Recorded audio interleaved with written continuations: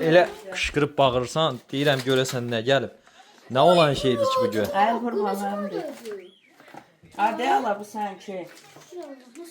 Bu boyda PlayStation 5 qalıb orada, 4 qalıb orada, 3 qalıb orada. Bunun sifariş elədiyi şeyə bax.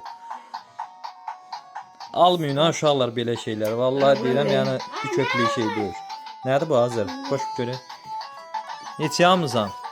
Nə bilim yadımda deyil.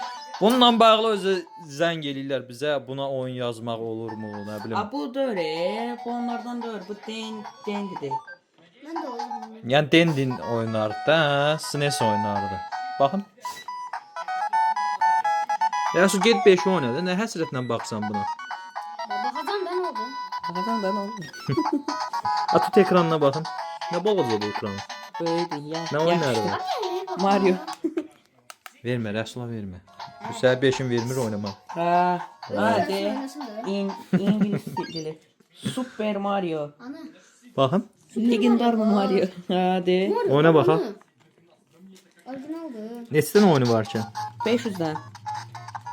500 dənə. Ha. Yəni də SD kart. Neçə aldın Azər bunu? Bunu yox, bunu. 14 mata. Temidan sifariş verib. Bir dənə də belə Hadi. 512 GB-lıq SD.